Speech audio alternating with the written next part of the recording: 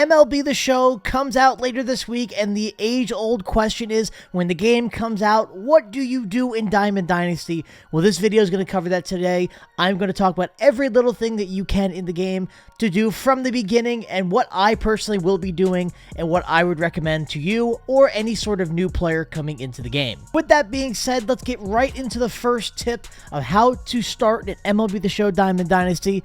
Let's go see. Now, the first thing you're going to want to look at are the World Baseball Classic cards. Now, it looks like these cards are probably going to end up being the first program we see in MLB The Show 23.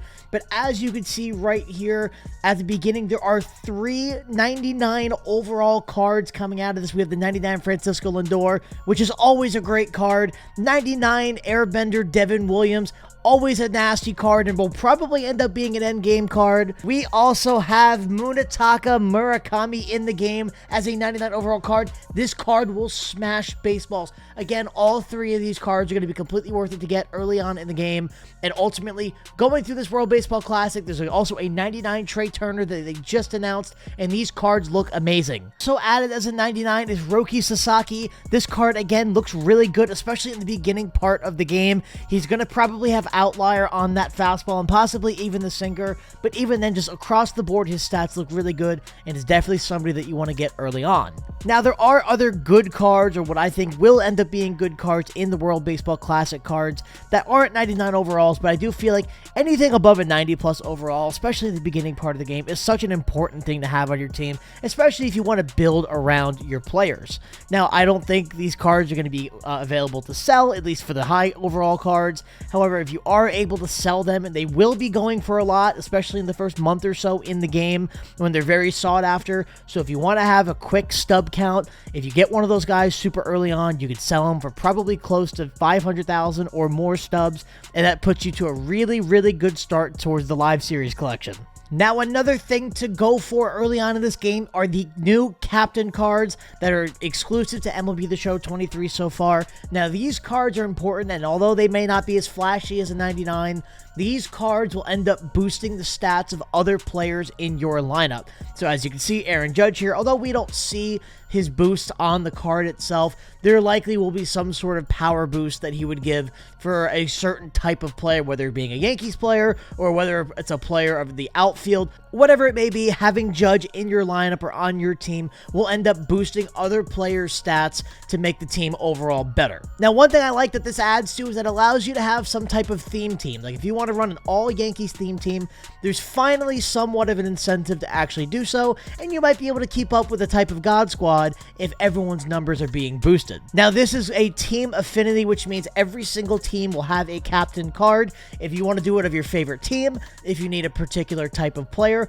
by all means, this is mostly going to be up to you. I don't have the attributes yet, so I can't say which one will end up being the best. However, any one of these cards, at least for the AL East, could probably get the job done, but usually I would probably think that people are either going to pick, in this case, Aaron Judge, Adley Rutschman, or Chris Sale. There are other cards in other divisions that also have their pros and cons, but again, ultimately, it's up to you as to what kind of boosts you want to see, or if you just want to pick your favorite team. Another set to go after early on is going to be the Charisma Series. Now, this is another type of team affinity, meaning every single team will have one, and it's something that you're going to have to work towards, but every single one of these cards are going to be amazing early on in the game. As you can see, they are all 97 overalls, and early on in the game, that is a massive number.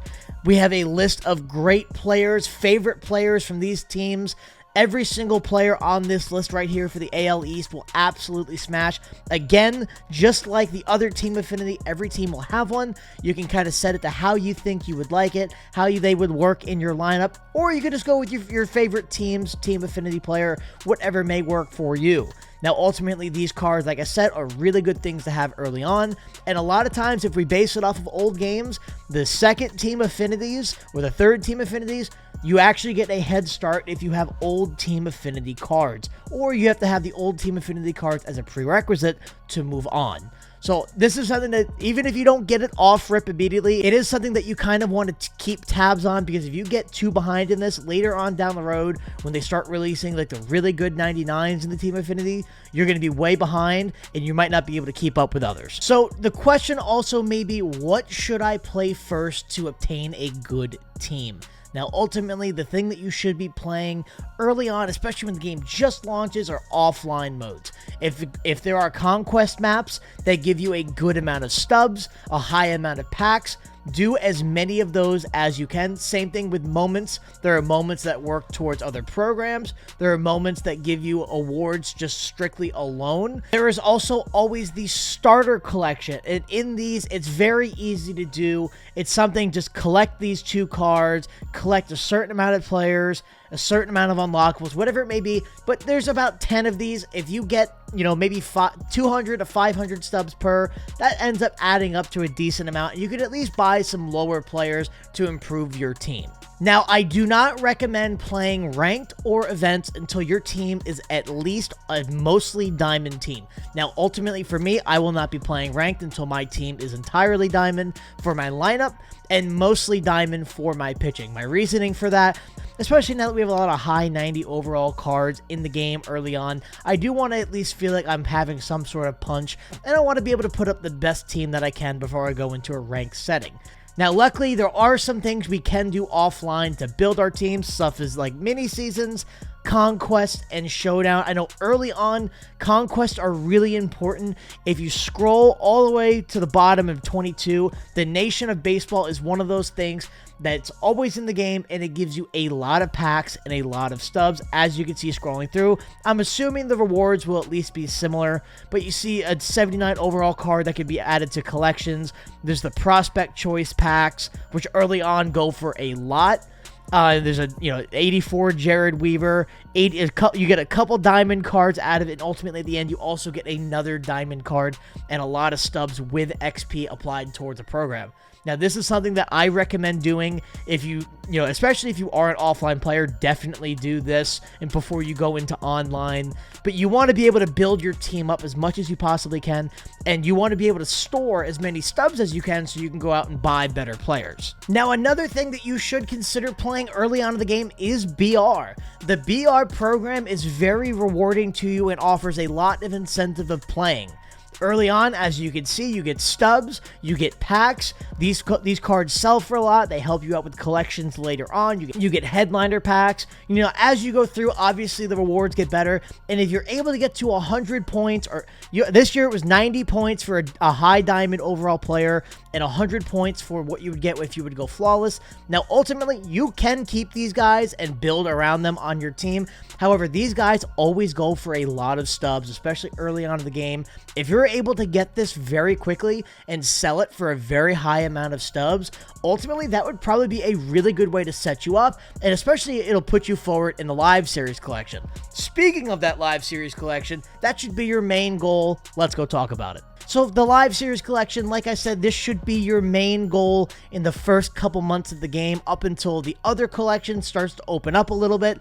Now, these cards, not only do they give you a good card for every single team that you go through, but as you collect the divisions and ultimately the leagues, they apply to probably some of the best cards you'll see of the game this year. As we all remember, this year we had Randy Johnson, who was an absolute maniac and honestly is still usable in March of 2023. Now, a card like this will last, like last year in MLB The Show 21, it was Chipper Jones. That card was still being used in March as well. So ultimately, if you're able to get these guys early and you're able to store the stubs and buy those really high overall cards, ultimately that's going to be a really good thing for you, and it's going to allow you to actually move on and progress as the game goes on, and it helps you have the best team possible. Now, one thing I do want to mention about the live series collection is that Fernando Tatis Jr. may not be in the collection for the first couple weeks of the season. So if there's any team that you're going to get done first, I would recommend doing the Padres. Like I said, because of his suspension, I don't know if he's going to be in the collection at the beginning couple weeks. They took him out when he got suspended last season, but we don't know how he's going to look. If he's not there at day one, get the Padres done as fast as you possibly can. Now, speaking of storing stubs, as enticing as it may be, do not buy packs. Generally speaking, packs are a waste of time. The odds are against you when it comes to buying the packs. If you get packs from missions, that is awesome. That's exactly what you want to go for, because technically speaking, you're not spending anything to get them. But when you're spending your stubs to get packs, ultimately you're going to end up losing profit unless you have a very slim chance of pulling, a guy like Mike Trout or Aaron Judge, which ultimately being able to pull maybe 2 to 3 guys out of a couple hundred, the odds are very much against you. But as you start to accumulate some good players and you start to want to progress into online modes, ranked seasons and events are going to be the way for you. If you want to go towards events and they have decent rewards in there, by all means, go for it. Events are usually a pretty fun, laid-back way to get rewards and kind of progress yourself in the game. Where now we also have ranked co-ops. So if you and a friend want to go in with your teams and play other people, that is also an option. You can get the World Series as a ranked team, which is an awesome thing to add to this game. But if you are solo and you want to go into ranked seasons, here is a good way to do it. Don't worry, I make World Series every season. It says wild card because I haven't played ranked in like 2 months. But this is one of those things where when you load into the game, you start going in and you say, okay, I have an all-diamond team. That puts you in a really good spot early on. And you can at least get the innings in to make the World Series pack, which again, just like BR, they sell for a lot, especially early on. If you sell them or keep them, they're really good pieces to kind of build around or build off of. Now, one thing that is really important is try to keep as many as the cards as you can.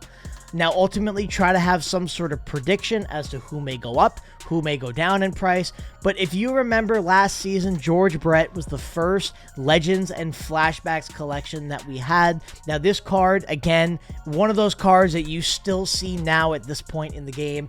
I love this card more than most cards in this game, and ultimately, you don't want to put yourself in a bad spot when this card first drops. So if you don't sell a lot of your Legends and Flashbacks, if you hold on to those guys, when they first announced the Legends and Flashbacks collection, that puts you in a really good spot, and hopefully you won't have to buy anybody, but you will at least have to buy a lot less than you normally would, which ultimately can cost you millions of stubs. Ultimately, though, that is the best way to progress in this game, and I know there's a lot of information here, but ultimately be sure to not buy packs and to earn them instead. Stay away from modes like ranked seasons and ranked co-op until you build up your team a little bit. Don't be ashamed to play offline moments and conquest. They do build up your team a lot early on in the year. And focus on the team affinities, both the Charisma Series and the Captain Series and the World Baseball Classic cards. If you pay attention to those, build up the Live Series collection and hold on to your Legends and Flashbacks.